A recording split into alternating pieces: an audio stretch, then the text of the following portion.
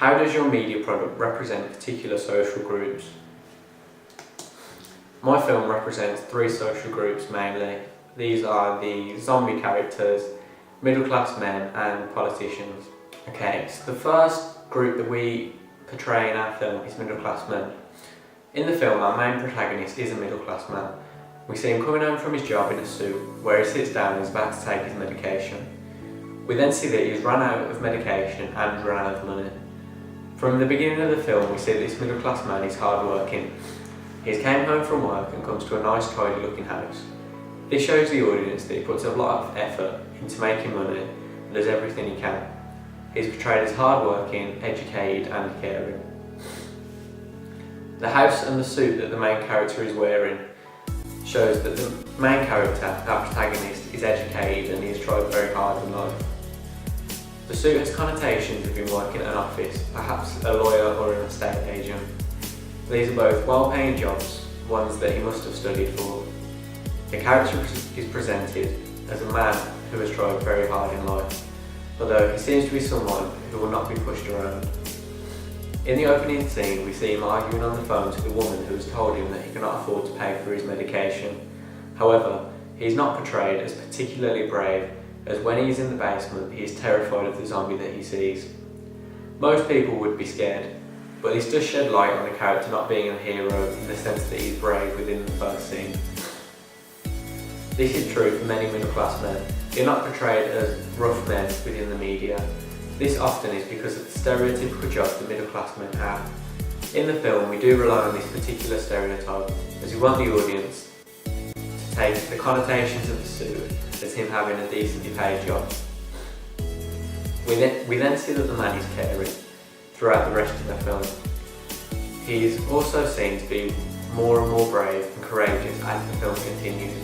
These values are instilled in him when he realises that the zombie characters are not the monsters that the government officials have told society. He begins to fight for the zombies in a bid to reach equality and abolish the laws which keep the zombies out of human populated areas.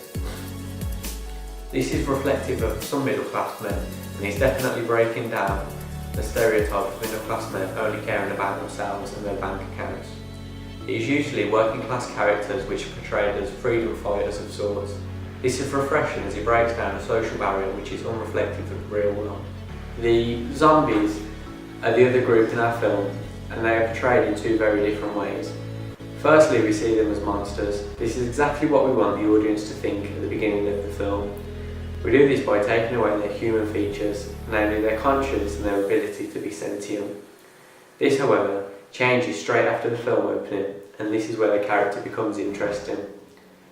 After our protagonist escapes the basement, he comes across a city populated with zombies, which he then meets, finds out about, and finds out that they're not monstrous in any way except for their appearance. The zombies are very similar to the zombies that you can find on a hit BBC Three show, In the Flesh, where the zombies can be treated and they can be absolutely fine.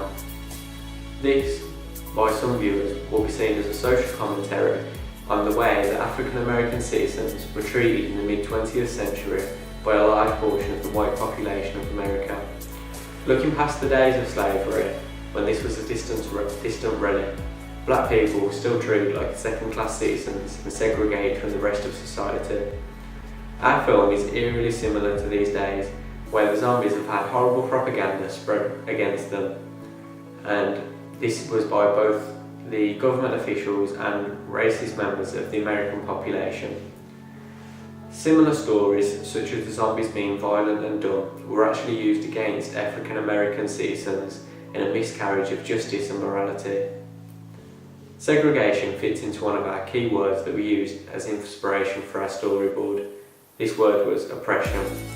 In a way, our zombies are a reciprocal of the black population of America and how they were treated in most of the states within the mid-20th century. Even if we just capture a microcosm of what happened back then, we feel as if our film does this by portraying the injustices of the past. As segregation was such a big issue, we decided to create a city where the zombies are forced to live. This is also something prevalent within the mid-20th century, as if black families were not forced to live in separate neighbourhoods and segregated.